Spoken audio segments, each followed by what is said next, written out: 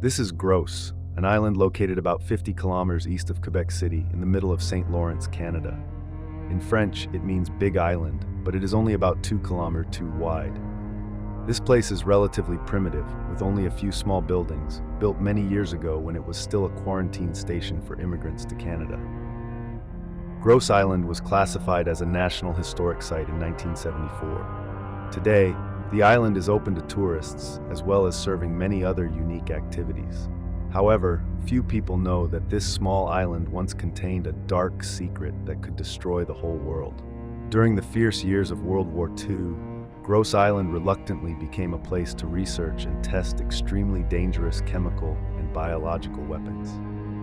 The research facilities on the island even created a terrifying achievement when they were able to destroy a number of people equal to 30 times the world population at that time. Since then, chemical weapons and biological weapons have gradually become a silent obsession with humanity, no less than nuclear weapons. All the secrets of the dark plot on Gros Island and the terrifying secrets of the weapons will be decoded in detail in the video Biochemical Weapons: The End of Humanity.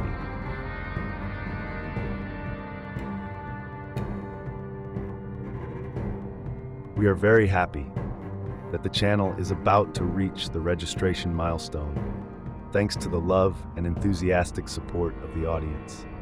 We hope you will continue to help by leaving a like and subscribing to the channel so we can soon celebrate this memorable achievement. Without wasting any more of your time, the main content will begin now. WMD, or Weapon of Mass Destruction, means Weapon of Mass Destruction. True to its name, this weapon has the ability to destroy a large part of the enemy's life force, technical means, economic base, or ecological environment during war. In fact, the most common WMDs today include chemical weapons, biological weapons, and nuclear weapons. Other weapons of mass destruction are still in development. When it comes to weapons of mass destruction, people will immediately think of the United States, with the 2 atomic bombs dropped on Japan in 1945 and the number of other nuclear weapons still maintained today. However, in the preparation period for World War II, Canada was one of the pioneering Western countries in WMD research and development. Not focusing on nuclear weapons, Canada was more interested in promoting the development of chemical and biological warfare. And this man was the person who had the greatest influence on that development process, Frederick Banting, a Canadian physicist and physiologist. He is better known as the discoverer of the pancreatic hormone insulin, a great discovery that saved millions of lives. It was thanks to insulin that he had the honor of receiving the Nobel Prize in Physiology or Medicine in 1923. However, today we will not discuss that achievement of his. From another perspective, as he cautiously observed the rise of Nazism and Europe's propensity for successive wars in the late 1930s, Banting had a deep concern. He always thought about the possibility that Germany would use chemical and biological weapons in the upcoming war, which was predicted to be extremely fierce. And in fact, this is completely well-founded because during the First World War, people saw the terrible power of chemical weapons or biological weapons when they were used by the Germans in late 1914. As World War I got underway, the Western Front had largely degenerated into trench warfare. Both sides are looking for ways to break the deadlock. On April 22, 1915, during the Second Battle of Ypres, the Germans took a bold action that realized this thought. They decided to use chemical weapons, or more specifically, poison gas. This is not the first time poison gas has been used on the battlefield. In 1914, both the French and German sides tested tear gas and other chemical irritants to annoy their opponents. But at Ypres this time, the Germans decided to use chlorine gas, a potentially deadly gas, to attack. They chose the direction of the wind and pumped chlorine into the ranks of the British, Canadian, and French troops to prepare for the attack. As a result, about 1,400 Allied soldiers were killed and another 4,000 injured. Despite Allied condemnation of the attack, the British responded at the Battle of Loos on September 24, 1915, by releasing 5,900 cylinders of chlorine gas at the Germans. However, the British made a mistake by not carefully calculating the wind direction. That day, the wind changed direction continuously, resulting in most of the toxic gas being blown back into the defense line and causing the deaths of more than 1,000 British Royal soldiers. Although it did not bring about the strategic breakthrough as expected, from 1915 on, poison gas was still present in the arsenal as a tactical card. There have been two other gases used as chemical weapons, phosgene gas and mustard gas. Both are extremely powerful poisons. Phosgene gas can damage the human body's respiratory system. The unfortunate victim will die after about 48 hours in pain. Mustard gas is capable of causing severe blistering, blindness, and damaging the victim's lungs to the point of near irreversibility. With conventional weapons, we always find ways to defend and overcome them. So, with chemical weapons, do people have any way to deal with them? In the early stages, protecting soldiers from toxic gases was very primitive. Just a cotton pad dipped in various mixtures such as urine or sodium bicarbonate and then wrapped around the face. However, by 1917, more sophisticated gas masks had been introduced. Along with that, the element of surprise from chemical weapons is no longer there, so the effectiveness of toxic gas has been significantly reduced. After 1915, at the end of World War I, outrage over the use of poison gas was banned by the 1925 Geneva Protocol on Chemical Warfare. However, the threat of chemical weapons has never completely disappeared, and it's not entirely unnecessary for scientist Frederick Banting to worry about it. Banting was so obsessed with stopping the Nazi war machine that in 1939 he wrote in his diary, "We need to kill 2 or 4 million Nazis without mercy. Our mission is to destroy them." Soon after Germany invaded Poland in September 1939, Banting met with senior Canadian government officials and persuaded them to support a more intensive chemical and biological weapons program. Using his talent, the scientist raised $500,000 from major donors, including Samuel Bronfman, head of the Seagram distillery, and John David Eaton, owner of department stores. Eaton Chemistry. As the injection of cash into biological weapons research in Canada increases, the government cannot ignore it. A special agency called the M1000 Committee was established to direct and supervise this activity. But unfortunately, Frederick Banting was not lucky enough to witness the fruits of his initiative. He died in a plane crash in Newfoundland in February 1941 while flying to meet British biological weapons experts. Although Banting has passed away, his thoughts and existential concerns have been adopted by many people, so research continues. In December 1941, Japan entered the war alongside the Axis powers. Tokyo became even more advanced in its use of biological warfare when it established the infamous Unit 731 in Manchuria to test biological weapons on POWs and living Chinese civilians. Test subjects are often dissected alive without anesthesia. The Japanese fascists also deployed weapons of anthrax, cholera, and plague to attack Chinese villages, killing hundreds of thousands of people. Then the Allies realized that chemical weapons or biological weapons were more necessary than ever. But there are countless pathogens that could be developed for use in biological warfare. How do I choose the most suitable agent? The M1000 Committee considered dozens of agents of war, including bubonic plague, typhus, tularemia, psittacosis, botulism, and salmonellosis. But in the end, anthrax was the chosen one. Why is that? First, the fear of anthrax is undeniable. You can easily find it with a few basic searches. More importantly, what makes anthrax suitable for warfare is that it forms spores that are hard, elastic, and can withstand extremely high temperatures. This allows pathogens to be encased in air-dropped bombs and dispersed explosively. Not only that, anthrax was treated with penicillin, a drug that the Allies had a large supply of, but the Germans did not. Along with the development of weapons in Europe, the war situation is changing significantly. In 1942, the war became worse for the Allies. British troops were pushed out of mainland Europe, German submarines sank a series of American ships off the coast, and the Eighth Army was pushed out of North Africa. And German troops pushed deeper and deeper into Soviet territory. The only weapon the Allies had against the Axis powers was the bombers of the British Royal Air Force. The British needed something more powerful, and they began planning a large-scale biological warfare campaign against the Nazis, codenamed Operation Vegetarian. This plan outlined the idea that bombers would drop millions of anthrax-infected food cakes across Germany.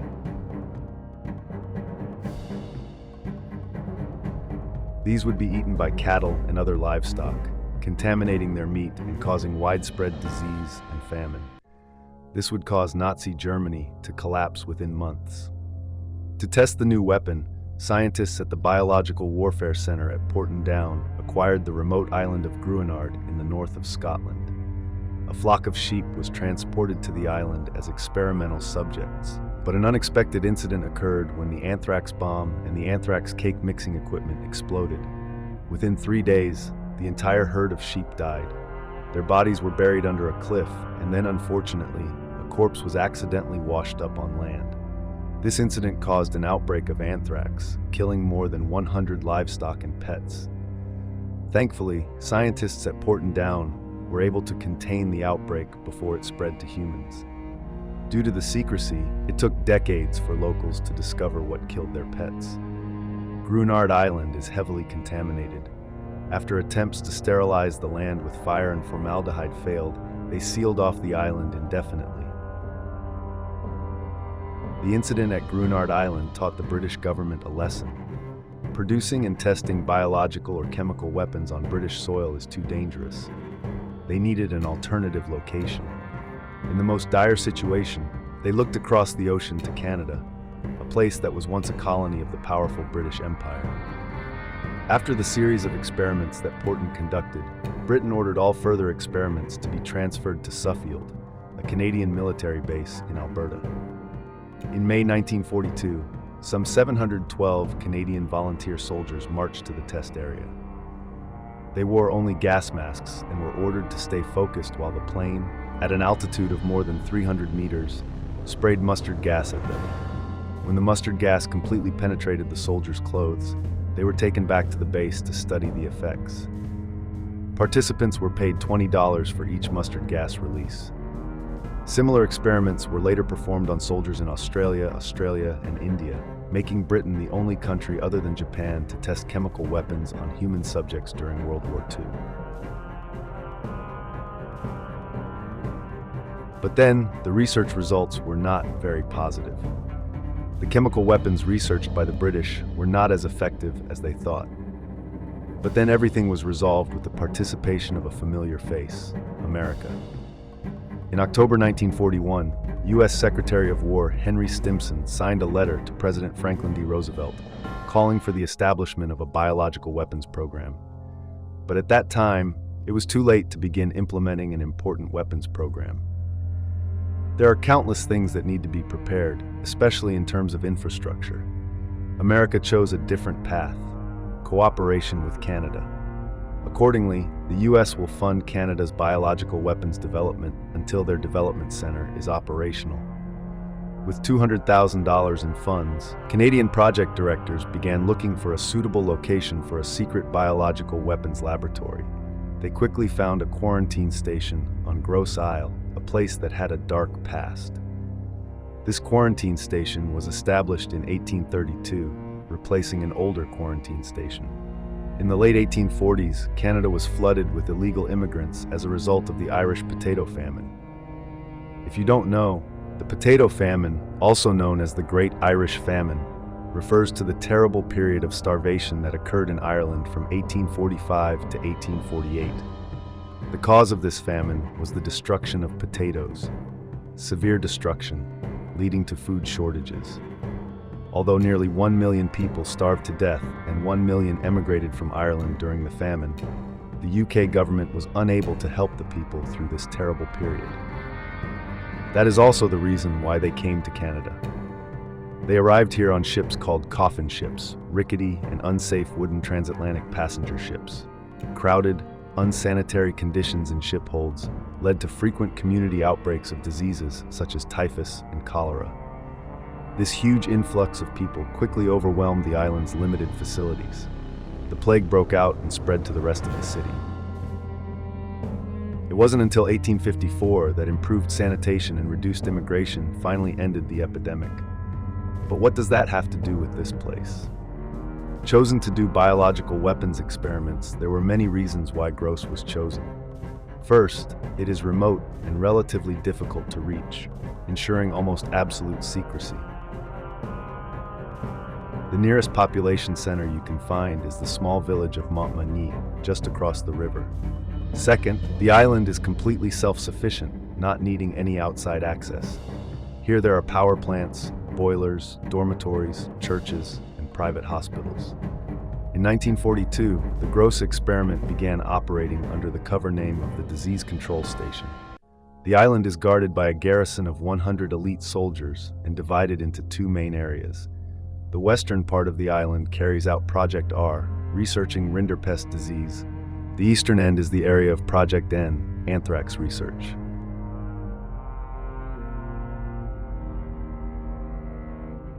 Anthrax is incubated in flat trays in two decontamination chambers. For safety reasons, even the scientists were locked inside. Many scientists cannot stand working in a decontamination chamber with hot and stuffy protective gear. They adopted the strange method of being naked and wearing only gas masks. This approach actually has benefits. It helps their bodies to be decontaminated more easily each time they go in and out. But such crude measures quickly proved ineffective. In an initial report on Gross's activity, some scientists reported that the island was infested with flies. They can easily land on laboratory equipment and carry deadly spores to land. And then in August 1943, several scientists fell ill with mysterious illnesses and had to be quarantined at a hospital in Quebec City. What everyone feared had finally come to pass.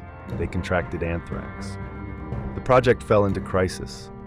Many of the project directors called for the lab on Gross Island to be closed, but those calls were ultimately rejected for political reasons. Not only are there pathogens waiting, but many other dangers are also surrounding this place. In the fall of 1943, German submarines began moving deeper and deeper into the mouth of the St. Lawrence River, raising concerns that they would discover Gross Station. The isolation that seemed like an advantage also began to have obvious consequences. Due to the top-secret nature of the project, the island's garrison could not bring their families. Therefore, they voluntarily went to relieve themselves in the nearby Montmagny area. This leads to concerns about the island's secrets being leaked. By this time, Montmagny residents had already suspected something was wrong and began to stay away from the island's staff. However, despite the difficulties, the development of biological weapons is still very good. By the end of 1943, Gross was able to produce 120 kilograms of anthrax spores per week. That number of spores is enough to produce 1/500 bombs, and of course they quickly did it. In August 1944, these bombs were extensively tested at the test site. Everything went above expectations. The British were impressed with the results. They decided to order 500,000 anthrax bombs from Gross. Only 5,000 were produced by the Grosse and Soffel facilities until the war's end, as attacks using conventional weapons finally forced the Nazis to surrender on May 8, 1945. However, this bomb alone used 439 liters of spores, or 70 billion doses, enough to kill 30 times the world's population at that time. On the other side of the ocean, Japan also surrendered unconditionally to another weapon of mass destruction, nuclear weapons. It seemed that this would be the end of the terrible plots on Gross Island in particular, and the fate of biological weapons in general. But things were not like that. What happened next? Why do people still research biological weapons or chemical weapons, even though they have successfully obtained nuclear weapons? After the advent of nuclear weapons, biological weapons not only continued to be developed, but were also inhumanely tested on civilians. On a typical day in San Francisco, 11 patients were admitted to Stanford Hospital with symptoms of pneumonia, fever, and severe urinary tract infections. One of them was a 75-year-old retired plumber named Edward J. Nevin, who died 3 weeks later. Tests revealed that the culprit was Serratia marcescens, a bacteria so rare that there hasn't been a single case in the city's entire history. Hospital doctors were so confused by this unusual cluster of infections that they published the case in a medical journal. When no new cases appeared, they considered it a coincidence. But unbeknownst to the doctors and residents of San Francisco, the thick fogs that crept across the city that fell were no coincidence. They carried trillions of bacteria released from an offshore naval ship called the Sea Spray. This experiment was part of a top-secret Cold War project to test what American cities would be like if attacked with biological weapons. San Francisco isn't the only city being tested. From 1949 to 1969, the U.S. military intentionally exposed dozens of American cities and millions of civilians to potentially harmful bacteria and chemicals, all in the name of national security. This is the shocking story of one of the largest human experimentation programs in American history. But why should Americans do that? Don't they already have nuclear weapons? No one else dared to attack the #1 superpower in the world at that time. In fact, when World War II ended, there was another war quietly taking place called the Cold War. The Cold War made the U.S. feel urgent to have a biological weapons program because it would likely create a threatening advantage no less than nuclear weapons. And to do that, Americans have many questions to answer. Which pathogen will cause the most damage? What is the most effective means of dispersal? How do pathogens spread differently in cities than in rural areas? How? Which Soviet and American cities are most vulnerable to biological attacks? How do you protect American cities from attack? They evaluated 3 potential approaches to answering these questions. Those methods include, first, small-scale testing using model cities and wind tunnels. Second, comprehensive testing using pathogens living in simulated cities. And third, comprehensive testing using simulated pathogens in real cities. The first 2 methods were quickly abandoned because the first had technical limitations and the second had too high a cost for simulating an entire city. Ultimately, the cities tested included Oklahoma, Kansas, Omaha, St. Louis, Chicago, and Minneapolis. Cities in California and Florida were also selected. For example, in San Francisco, to simulate biological warfare agents, researchers used 4 different bacteria: Serratia marcescens, Bacillus globigii, Bacillus subtilis, and Aspergillus fumigatus. For security reasons and to ensure the most accurate results, residents of the target cities will not be notified that the tests are taking place. Between July 20th and September 27, 1950, a U.S. Navy minesweeper just off the coast of San Francisco Bay released a mixture of Serratia marcescens and Bacillus globigii from its large nozzles. Meanwhile, 43 monitoring stations across the city recorded the spread of bacteria. According to Leonard J., author of the book Cloud of Secrecy, data show that nearly all of the 800,000 people in San Francisco exposed to the bacterial cloud at normal breathing rates inhaled 5,000 particles or more every minute for several hours while the particles were in the air. Similar tests were conducted off the coasts of South Carolina, Georgia, and Florida. In 1965, American researchers released Bacillus globigii at Washington National Airport. More than 13 passengers were exposed, which then spread the virus to 39 cities in 7 states over the next 2 weeks. Sometime later, Bacillus subtilis was introduced into the New York subway system. They dropped light bulbs filled with bacteria onto the tracks, which spread quickly through the subway lines. The U.S. Army's official report on the experiment concluded that similar covert attacks with a pathogen during peak traffic periods could infect a large number of people, and then there is illness or death.